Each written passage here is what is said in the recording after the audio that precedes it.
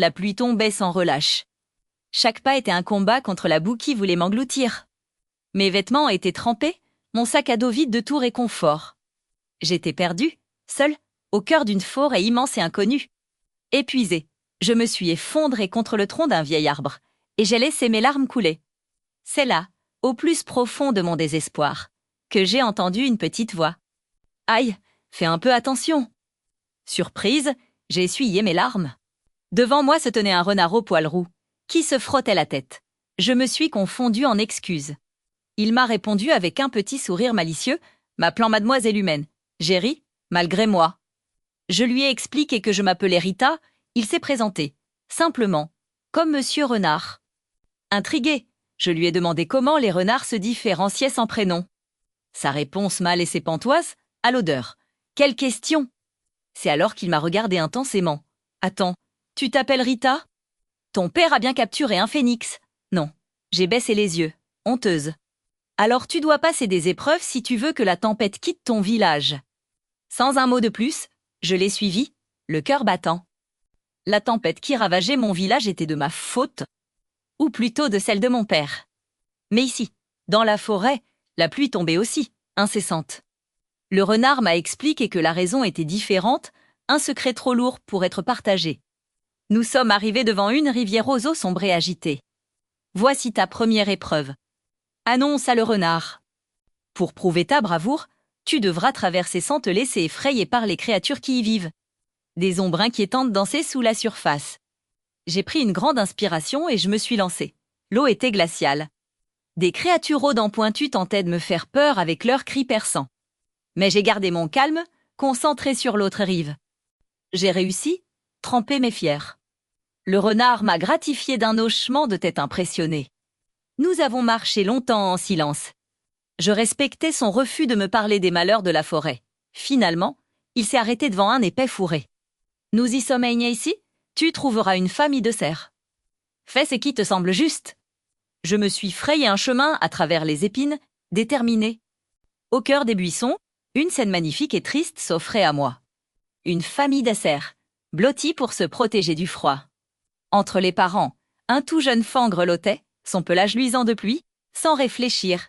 J'ai fait demi-tour. Je me suis mise à chercher frénétiquement, fouillant le sol humide, grimpant aux arbres, soulevant des pierres. Le temps n'avait plus d'importance sous le ciel obscur de la tempête. Des heures plus tard, mon sac à dos était rempli. Je suis retournée auprès des cerfs et j'ai vidé mon butin, des brindilles, des feuilles, du bois c'est que j'avais déniché avec peine. J'ai sorti la boîte d'allumettes que j'avais emportée par miracle. Quelques minutes plus tard, un petit feu crépitait, et le faon a cessé de trembler. Le grand cerf m'a offert quelques baies, mais j'ai refusé, leurs besoins étaient plus grands que les miens. Le renard, qui avait tout observé, a souri. « C'est très beau ce que tu as fait, tu as prouvé ton altruisme. » M'a-t-il dit alors que nous reprenions la route. À présent, il te faut prouver ta détermination. Mon cœur s'est emballé à l'idée de rentrer chez moi.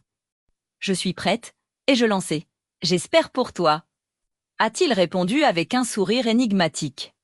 Tu dois retrouver ton chemin pour rentrer chez toi. Mon assurance s'est envolée. Facile, c'est par R et là, ou peut-être par là. Je me suis retournée pour lui demander de l'aide, mais il avait disparu. J'étais de nouveau seule, face à la dernière épreuve. J'ai marché des jours et des nuits. J'ai cru devenir folle, tournant en rond dans ce labyrinthe d'arbres. Le froid, la faim, la solitude. Tout me poussait à abandonner. Mais l'image de ma famille, de mon village, me donnait la force de continuer. Je ne devais pas pleurer, je ne devais pas céder. Au matin du 10e jour, alors que je cherchais de quoi manger, j'ai aperçu une trouée entre les arbres. Une vue dégagée.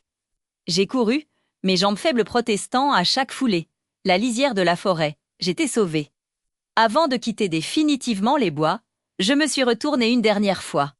Au loin, une lueur grandissait, une étincelle dans les ténèbres. Elle s'est approchée, et à travers la lumière, la silhouette d'un oiseau magnifique est apparue. Le phénix. Il s'est posé sur une branche au-dessus de moi. Sa voix était douce et sage.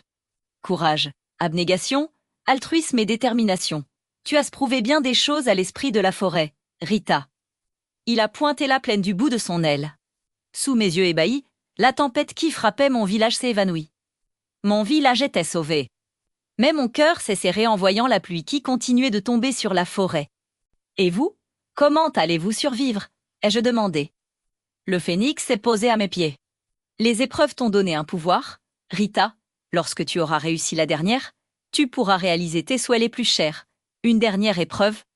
Je pensais avoir terminé. Le phénix a soupiré. La dernière épreuve, Rita, c'est de comprendre que le vrai pouvoir ne consiste pas à réparer ses propres erreurs, mais à avoir la force et le cœur de réparer celles des autres.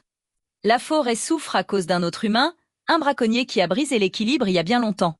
Ton dernier défi, c'est de choisir ce que tu feras de ton pouvoir. Le phénix m'a regardé, ses yeux brillants d'une lueur ancienne. Le destin de cette forêt est maintenant entre tes mains. Feras-tu le vœu de rentrer chez toi, ou géreras-tu de rester pour guérir cette terre blessée? Le choix était déchirant. D'un côté, ma maison, ma famille qui m'attendait. De l'autre, cette forêt magique et ses habitants qui avaient mis leur dernier espoir en moi. J'ai regardé les nuages noirs odyssées des arbres, j'ai senti la pluie sur mon visage, et j'ai compris. J'ai pris une profonde inspiration et j'ai fait mon choix. Merci d'avoir suivi l'aventure de Rita jusqu'au bout. Des histoires comme celle-ci nous rappellent que le courage et la gentillesse peuvent changer le monde.